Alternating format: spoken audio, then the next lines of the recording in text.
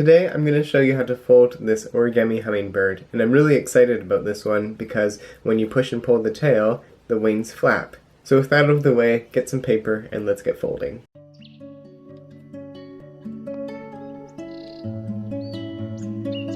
Alright, so for a model about this size, I'm going to use a 6-inch square.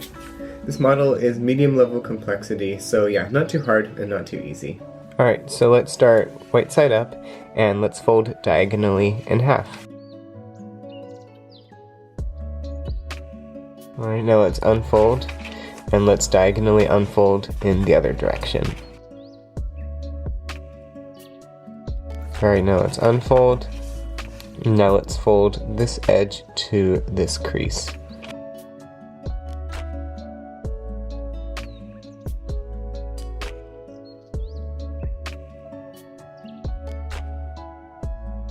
Alright, and now let's do the same on this side.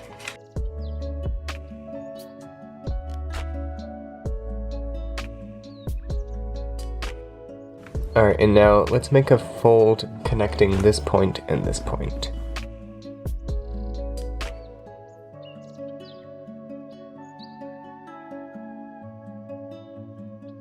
Alright, so our model should look like this, and now let's unfold these interior flaps, so this one and this one.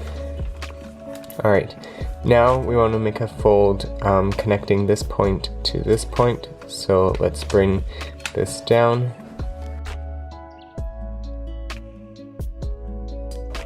And let's do the same on the right side.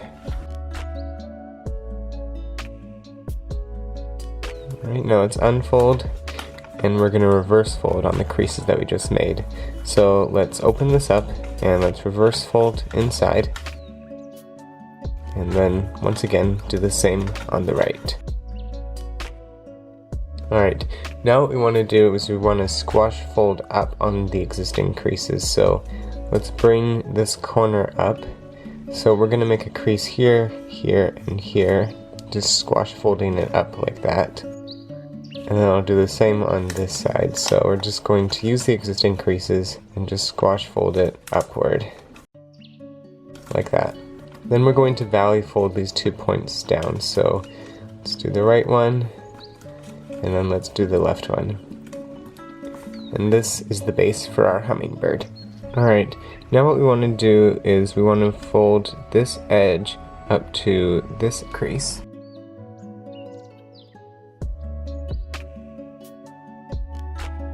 And do the same on the other side.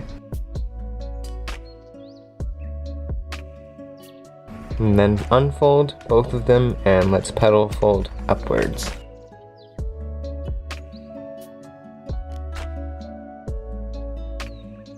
Alright, now let's turn over, and let's valley fold this point down as far as it will go. Like that. And then let's turn it this way. Kind of looks a bit like a turtle at this end. Alright, and then now let's valley fold in half, like that. And then now we want to make a fold bringing this edge up to this crease.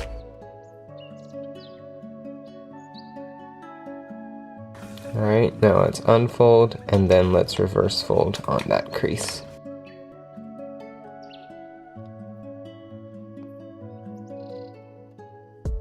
Alright, so the model should look like this.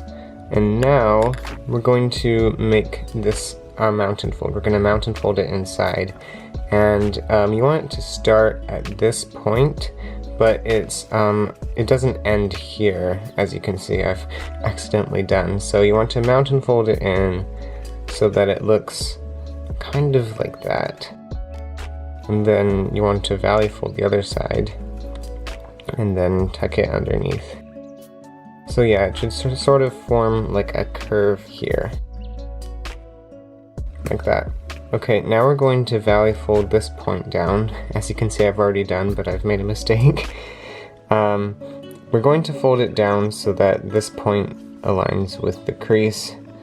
And we're going to fold it down just like that, and it should also form a point here. And of course do the same on this side. Like that. And make sure it aligns with the one behind. Alright, so now our model should be like this, and we want to open up the wing a little bit, and we want to fold this edge inside just as much as you can, starting at this point here. So it should fold up to the edge like this, just as much as you can get in the tiny space that there is. So it should look like that. So if we open it, it should start at this point, and then when you fold it, it should be tucked in here as much as possible. Alright, and then let's open this up and let's outside reverse fold it, just on the existing crease.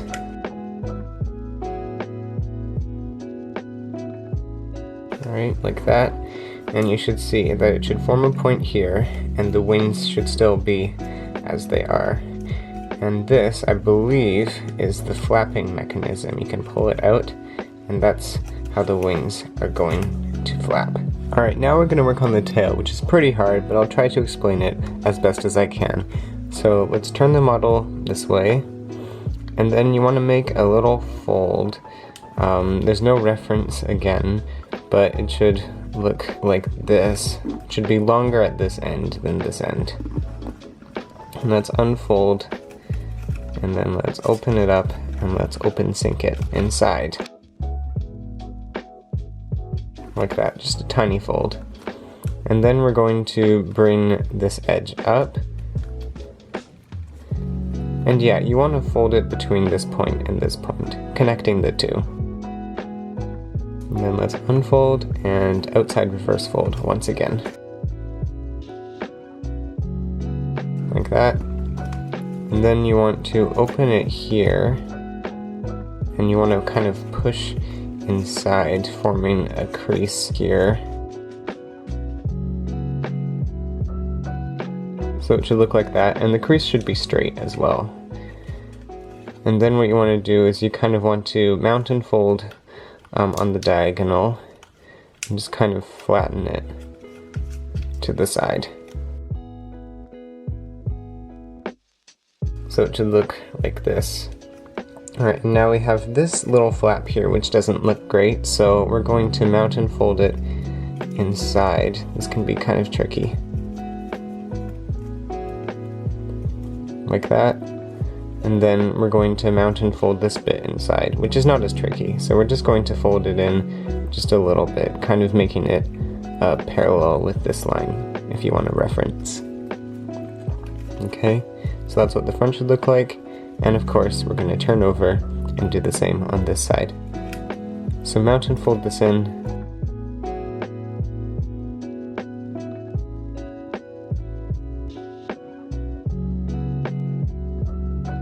And then mount and fold this little part in.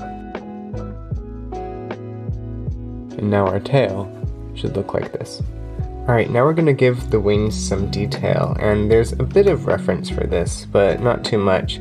So we want to make 3 pleats about right here. So let's start with this one, and you want it to start at this point, and then just continue to the end. It doesn't really matter where the end is though. Just something like that. And then you want to pleat it, keeping this point as a point. So you just bring it down with a valley fold.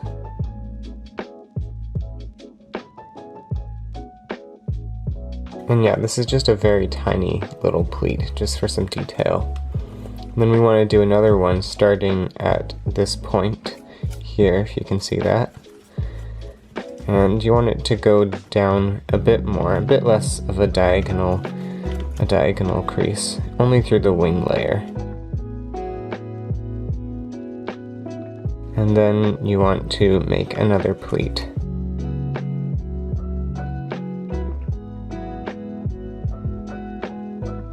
So again, just a tiny pleat that looks like that.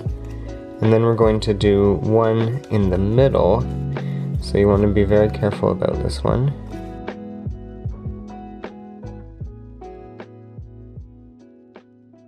Okay, so we have a mountain here, and then we're just going to pleat it over to the right again.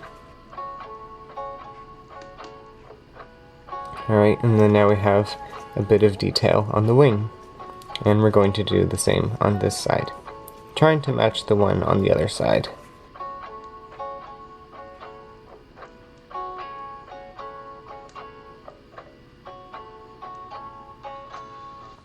Alright, now let's turn this way and we're going to work on the head. So let's valley fold this down just about that much, doesn't matter. And then let's valley fold this up again, just a little bit. And you want, there to be a gap here, but on this side you want it to be nice and flat. And then let's unfold, and then let's properly crimp this inside. And of course this is the beak. And then now we're going to crimp the head back a little bit, so just find a spot and then make two mountain folds right there, and then crimp the head back a little bit.